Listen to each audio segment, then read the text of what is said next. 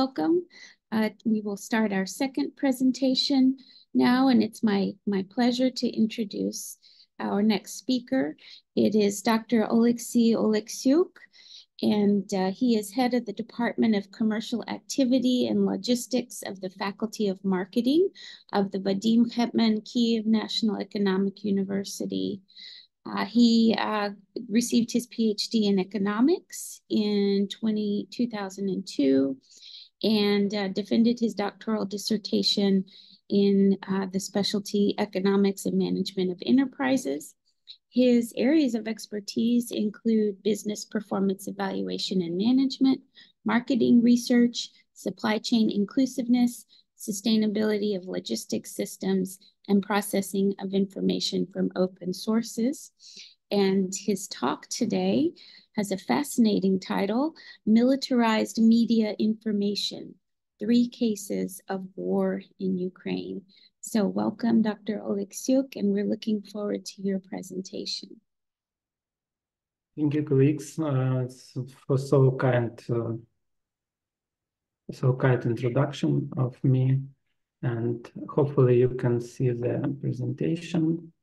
Give me a side that you can see my screen. Yes, and you can hear me well, yes? Yes, yes. Thank you, colleagues. It's really like a little bit big, great pleasure to share with you result of some research in the area of data or like media information processing from the open sources. And actually, as you already recognize, that it's not maybe the first my core area of expertise, because my background mostly connected with business studies, but I will share with you today like personal story, and I also declared that I will do this in the narrative way. So I will have like a little bit different style of the presentation.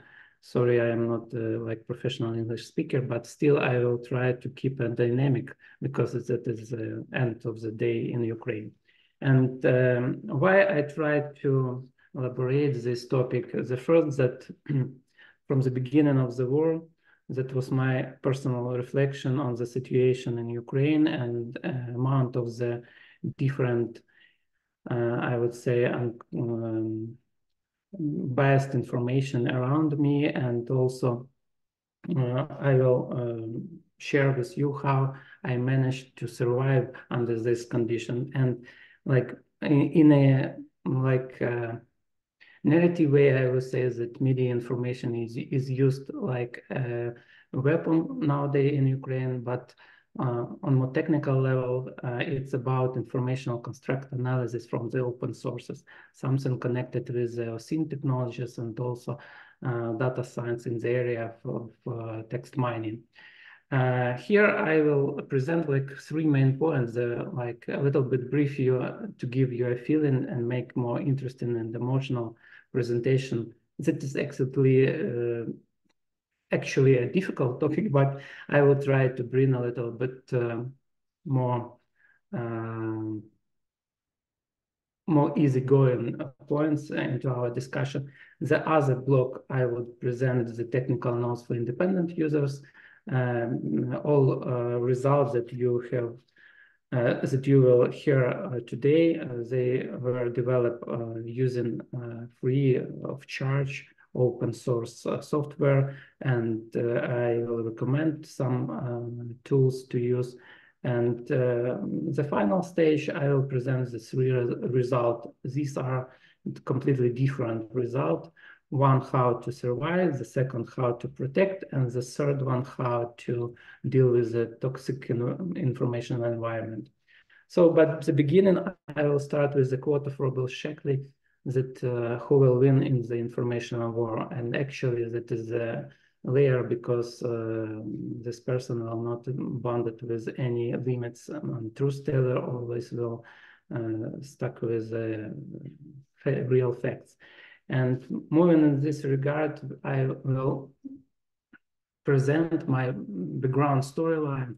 Basically, there are 3 stages of development this research. The first, when the war started, I was 6 kilometers near the Hungarian border, and actually I with my family came back to Kiev and not succeeded in this because the bridge in the Stoyanka was destroyed, and I stopped in Rivne city. And that was the time when the research born, because the volunteer group of different people, basically we were all from the digital marketing and marketing area, and we were quite good equipped how to use social media monitoring or other marketing tool to analyze target audiences. Of course, the political context of the period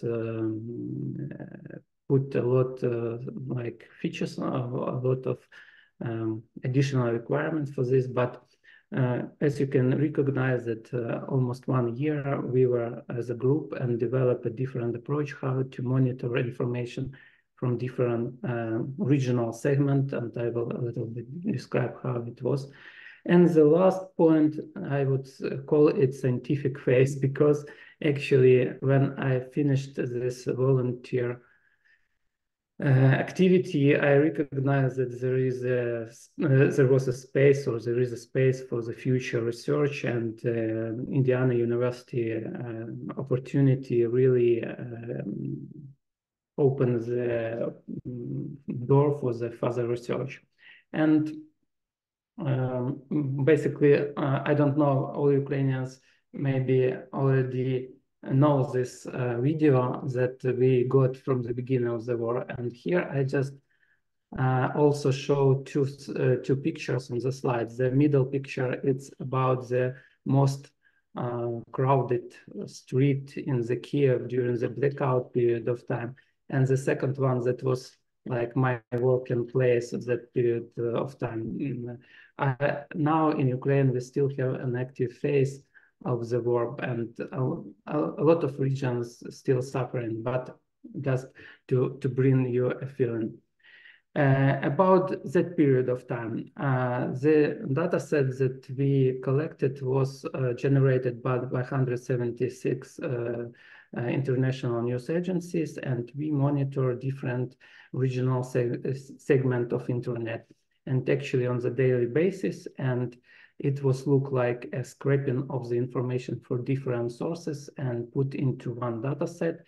Then we made like analyzing of this information and tracing the links for this information.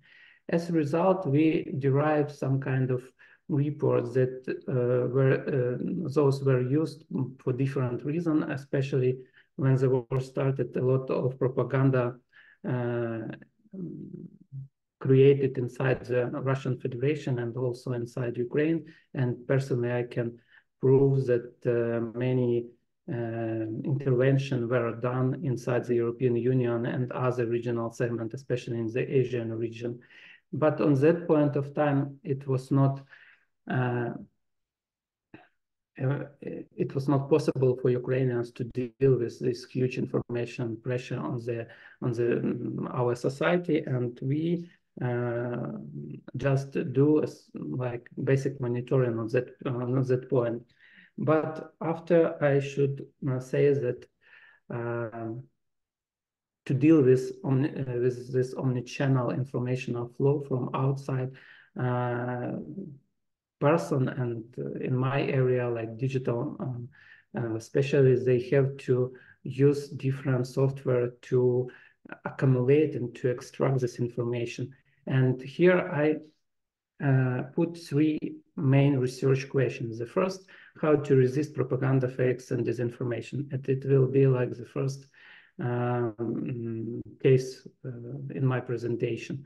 The other, how we can understand what is the dominated narratives and information construct around us. I will explain what I understood under the informational construct a little bit later. And what technology can be used by decoding this meaning from the informational flows. And moving forward, I just briefly would say that from the experience, I extract like three main features that can be used to define this informational entities that is targeted to to influence on the people of some target audience, that it should be artificial, goal-oriented, structured, and perceived. And on the left side of the slide, I would just highlight a couple points about which we will speak a little bit later. In the data science block, it will be news aggregator and some data science tool. And the down of this slide, sociology and psychology, you can see this personal construct theory. That is basically approach how people interpret reality around them. And moving forward, the key steps that I would recommend to you, and just if you would like to use this approach for your personal research, because during our presentation, our seminars, I also saw a lot of scientists and my colleagues who conclude some tendencies or derive some information from the limited data sources. And here there is like maybe a tool that can a little bit increase ability of the scientists to work with the media information. So like create the semantic core. It means that you should structure the topics that you would like to dive in and like follow all the steps. I just highlight the ninth one, that is machine learning models that can equip a researcher dealing with the big data from outside and structure a little bit or extract clusters from the data sources. And about the feed aggregator, I will demonstrate one. This is RSS all that is free of charge and can be used. I can also drop this link to you via the site. And the one of the most, I would say, friendly data mining software is Orange Data Mining that was developed by Croatian university, and it's use widget structure, and you will see the example of such structure. That is the like overall preparation or introduction of the topic and some background of this topic. And then here we have like 3 cases that I would like to share. The first, how to deal with the fake and disinformation cleaning, but not like in the manual manner, but using this software and some technologies. The second, how Telegram channel used in the Ukrainian-Russian war. And the third one, how to decode and trade the informational construct in the Kremlin propaganda. Entering into the first point, I just present a short picture that we had at the beginning of the war. It is in Russian, but it was really like demonstrate the intensity of the pressure on each person at the beginning of the war. You remember this Arestovich prediction, and also that means that you have keep yourself under the control and not to go deeper into media prediction and some news around us. The key point of this block, I would say that we can use here multilingual daily semantic goal-oriented monitoring, and also I will present the result of monitoring like 500,000 of different news and posts from different media. And this approach can be used for extracting information from textual, visual, and video information content from different links. Basically, it's look like this manner that sources aggregated inside this feed aggregator. It uses RSS technology, can accumulate it in different blocks. And the Telegram channel, for example, also here, and I will explain also why it is important for the further research. And this database is not doesn't depend on any external, I would say, investigation or effort. You should tailor it yourself according to goals of your research, and it will help you to extract this raw data from the outside for the further conclusion or further analysis. And how this fake cleaning or disinformation cleaning system works. Basically, there is like the blocks that first of all, the picture on the slide, that is the built system inside the Orange software. All these blocks, they don't need, they develop in the manner that user can fill some dialogue and or some information, and the system will calculate it's like automatically. So here we have like three main blocks. The one block, how to train model. The second block, how to download the information into the model, extracting from the social media, from the news media and others. And the next block, how to classify or how to predict the content of the news that you will receive in the future. Personally, I just train this model and use it in the manner that I select already understandable for me fakes from the outside and put it in, how to say, in like fake vocabulary. And this data set, this sample was used to train the basic mathematic model to extract criteria for the future selection. And after all, the result is like automatic news processing, minimization of the time for clustering the news and assessment of the quality, and like ability to tailor approach according to goal of your research. And here I just present like clusterization of 41 incoming news, like on the pre-trained machine learning model. And I just demonstrate that here you have like two models who are that are more accurate in the estimation of the news content. But I would stress that it's not always clear what kind of model will be more applicable for the certain case, just keeping this variation. The second case I will present, it is about the Telegram channels. And here, like on the picture, you can see like one photo that I did outside from my window, and this photo was strange for me because in front of the middle, one day, workers started to dig the land, and after I just recognized that there was a missile just in front of the window in the land, and they extracted it from outside. By the way, it was at the New Year holiday this year, 2023. It is from Kiev. And what does it mean, Telegram channel inside the Ukraine-Russian war? I'm pretty sure that many of you use Telegram channel for reading news, or at least to get air alarm notification. And what does it incite, and what kind of news and responsibility of the authors of this content, and the more broader point, how digitalized media are used in the military conflicts.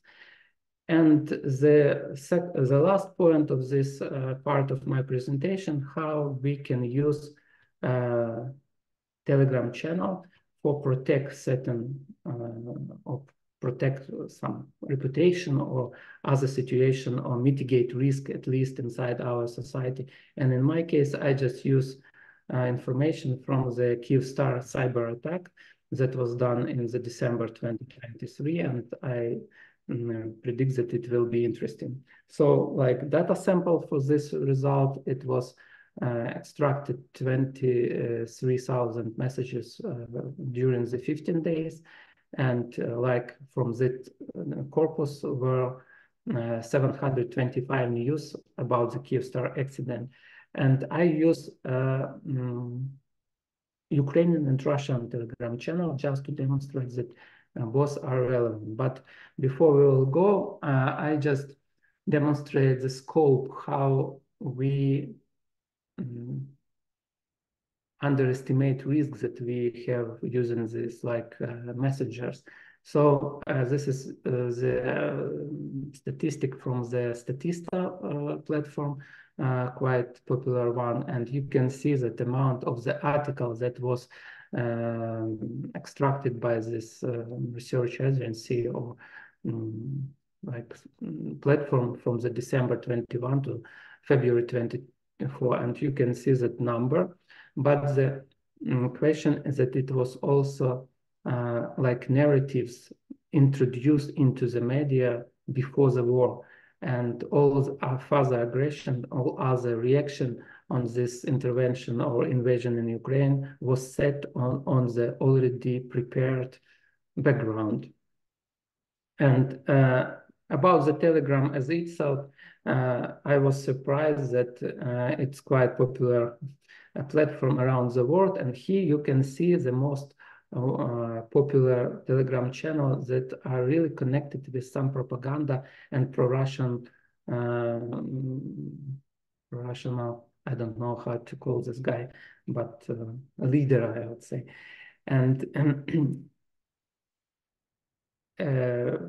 the sample of the or statistic, you can also extract it yourself via the link below the slide, below the table. But this Telegram channel were monitored during my experiment tracing reaction on the cyber attack on Kyivstar. So here's the one point, and I would highlight that among the most popular Telegram channel in the Russian, there is like militarized channels, and they are quite popular with high rate of response or reflection of the reader. And about Ukrainian users, here is the comparison of different information from the perception Telegram as a prioritized messenger for Ukrainians. And here we can see like the priority of using Telegram by Ukrainians.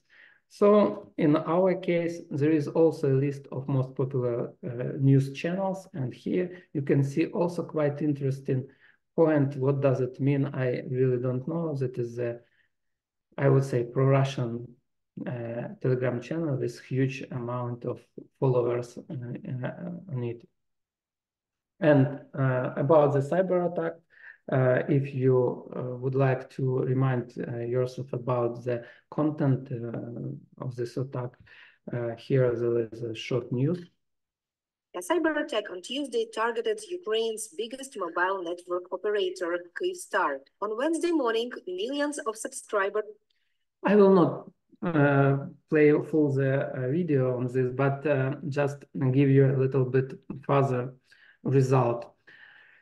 The first point, just using the same approach as was presented before, I just build this semantic net and extract a separate clusters. I would say that here, this is the example how to protect reputation of the company under the cyber attack. And here you can see that the cluster selected in different manner. Basically, there is 10 different dominants inside this influence. Inside this media field, and here are the list of these constructs that are protecting, were protecting Kyivstar, and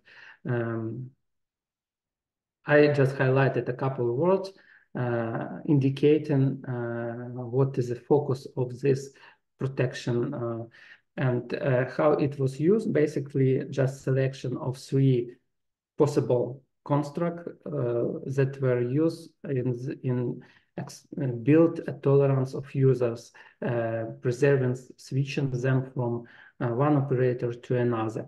And as you already can recognize that this influence or correction of mass behavior or behavioral models inside the society should be done in from the different angles. And it's most important conclusion on this basis, just because we will go to the this Kremlin propaganda and how to extract. And I also will tell you that they use approximately the same approach.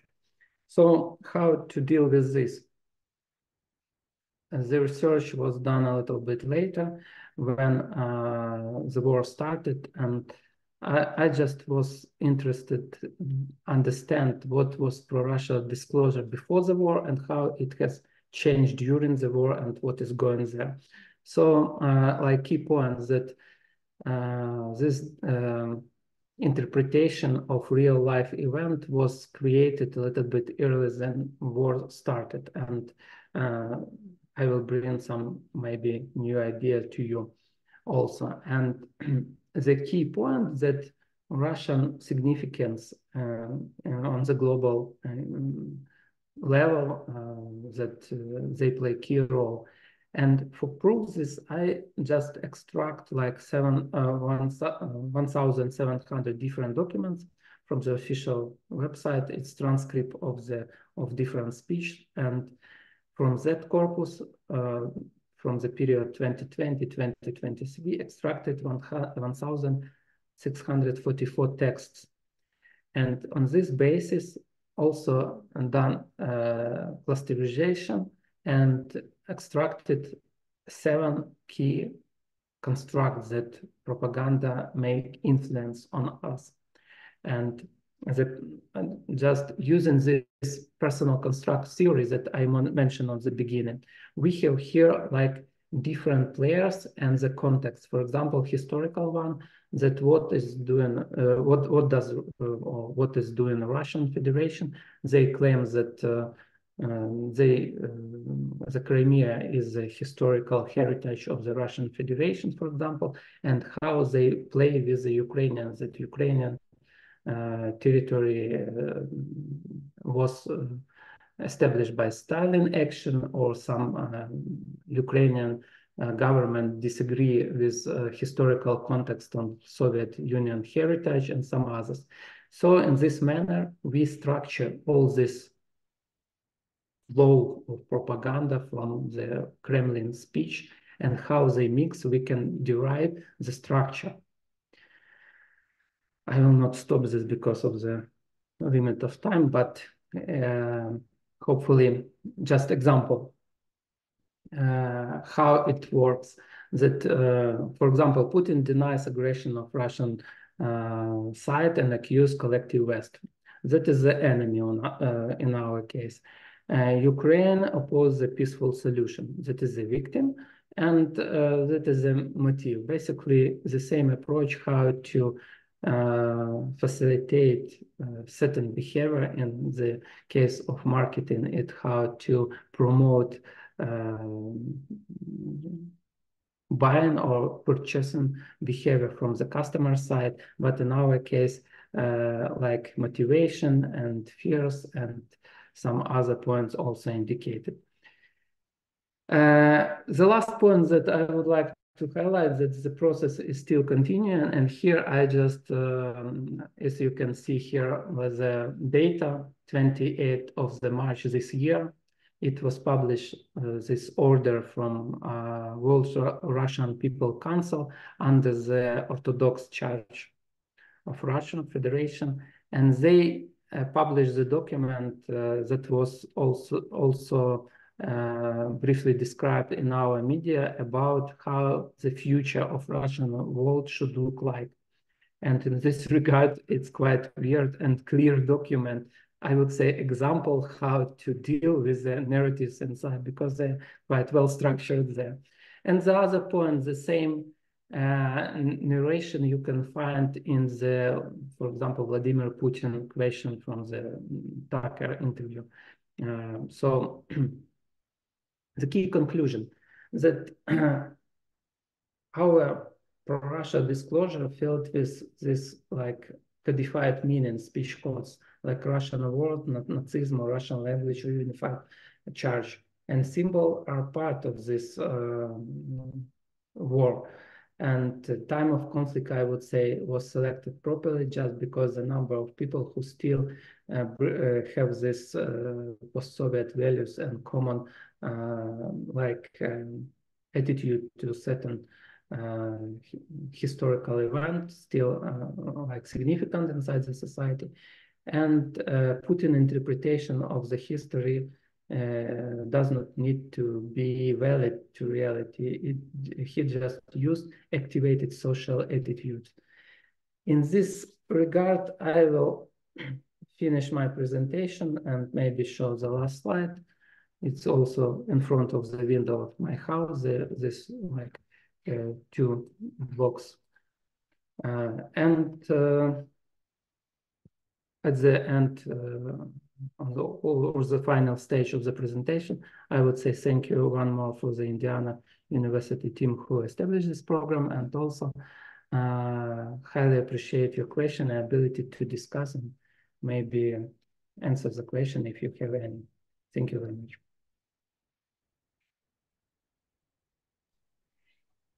Thank you so much, dear Oleksii, for this impressive presentation. Dear colleagues, I see a question.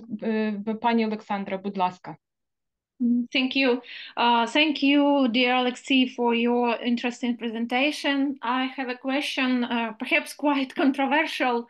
What are your predictions about the use of Telegram in Ukraine in the context of the latest messages about its ban and the possibilities of statistical analysis? Regarding the, I will start, thank you for the question. I will start from the beginning. The Telegram is quite well-developed messenger that can be used, fully used or for the statistical analysis and deriving messages from these different channels. And personally, I can drop you a link how to use Telegram channel as a feed news. And it's quite easy, and you will have all messages from the certain Telegram channel for the long period of time, and can analyze the visual context, for example, memes that our people like from the Telegram, that somebody draw a funny picture and everyone will speak about this picture. It's also a possibility to use this. About the future, I would say that now it's convenient tool for not only for Russian to intervene in Ukrainian society, but also for Ukrainian to keep us under certain level of control and provide certain information. If just short word from my side, do we have people on our meeting from Ukraine and who doesn't use Telegram channels now? If we have such, just raise your hand. If no, I would say that many cool. That is the one exception. But no, there are two of us. We will still have a certain period of time Telegram as a main messenger for Ukraine, just because people will not switch to another possibility in a fast manner. Okay, thank you. But I cannot predict about our political wish to close our media field. From my point, it's not like the case to limit or to penalize people, but that is more in the area how to develop Ukrainians not to consume this toxic news from outside. Thank you. Thank you. Thank you, colleagues. Do you have any other question, please? You are welcome.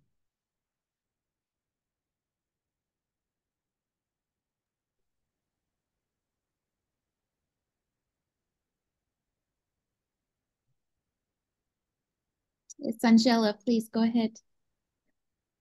Thank you for your presentation.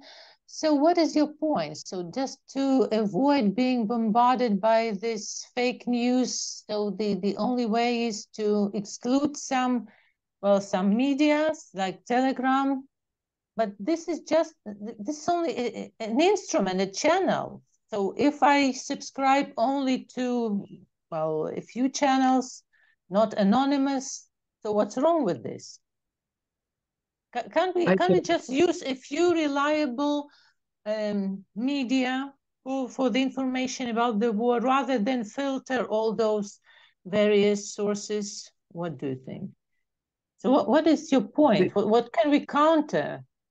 Yes, thank you very much for such targeted discussion and question regarding this. I actually follow or try to achieve two main goals. One, that we as a scientists have responsibility to use qualitative data to conclude anything and produce conclusion in our public activities. The main point and why I bring it to our discussion is that I heard and participated in different conferences, and quite often I saw people who derive, for example, 100 messages and concluded that it is a trend for all over Ukraine. The main point I would like to claim today that we should base our conclusion and feel responsibility as some kind of influencer to use qualitative data, especially for scientific research, and keep ourselves outside, because using such approach as I demonstrated, we should have certain skills or like knowledge to do this. Regarding the all citizen and people, I am personally don't think that the strategy to limit our Ukrainians with against using certain channels will be a proper strategy, just because the value of our society is a little bit different. But the quality check and critical perception of the information around us and responsibility of the media, that should be a point for the future. Just because these risks already are inside the European Union, it's not quite a big secret. A lot of pro-Russian media activated inside different regions, and you can see in the worldwide statistic data sets that pro-Russian disclosure like popularly promote around the globe. My point I would like to say that more aggressive ideology will, like how to say, acquire or will merge the less aggressive.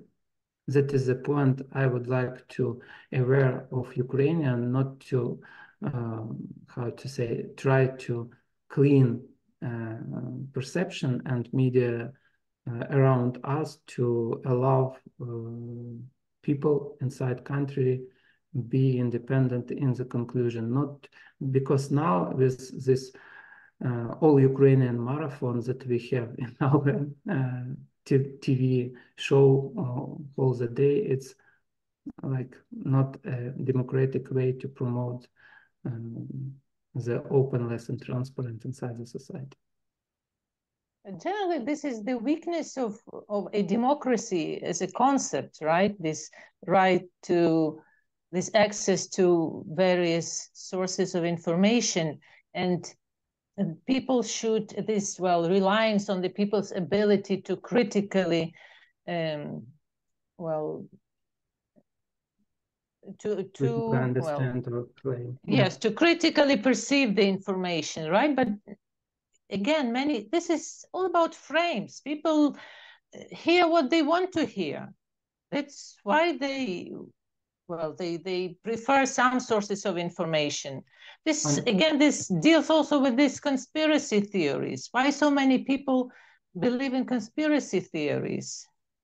Well, you know, Angela, it's difficult to answer to all these questions, but I just will give back or like send back one question to you. Why people want to listen this or that?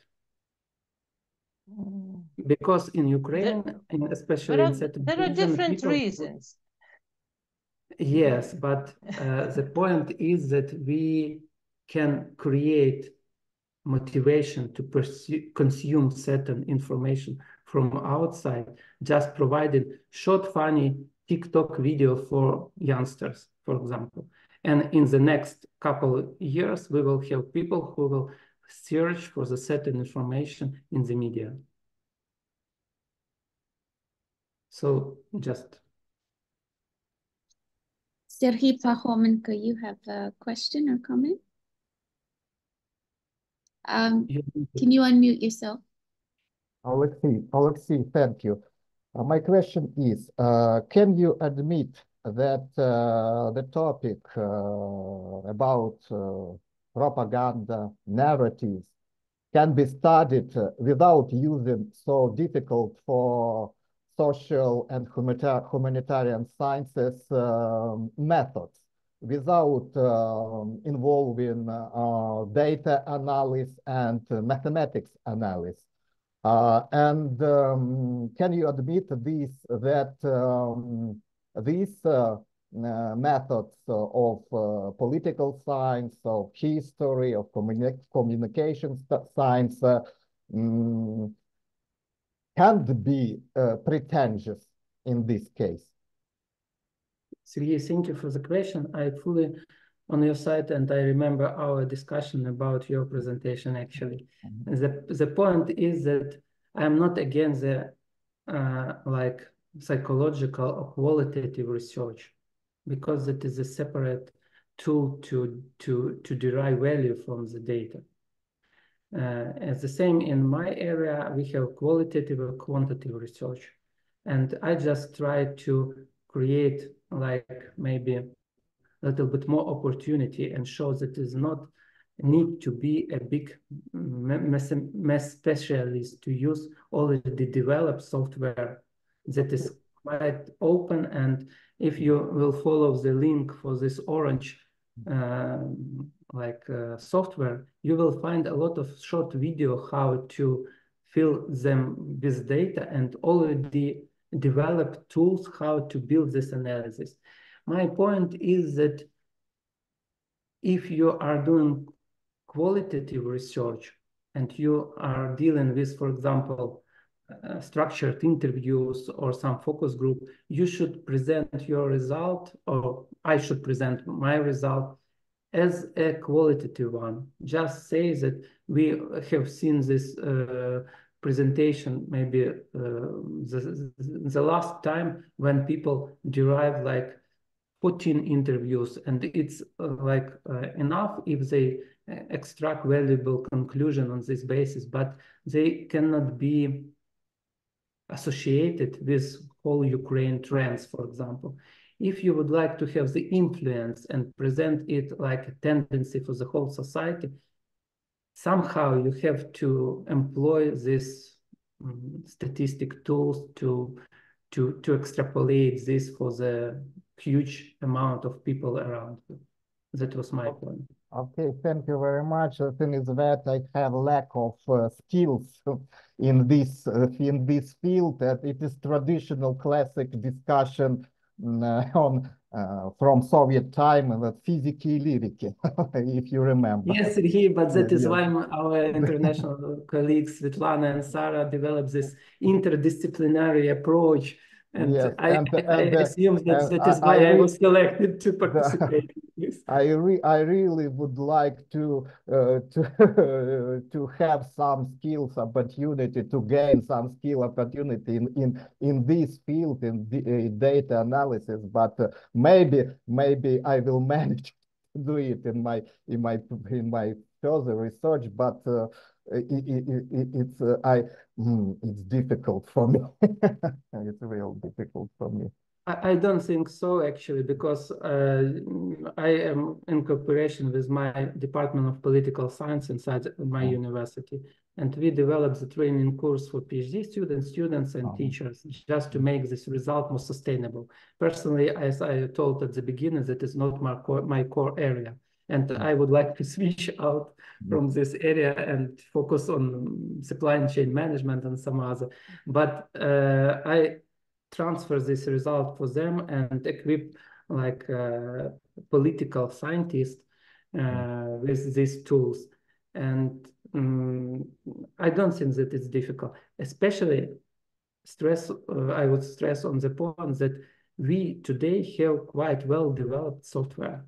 It's not like this old style Soviet Union you mentioned. You should calculate in the manual manner, build the tables and everything. That is a widget.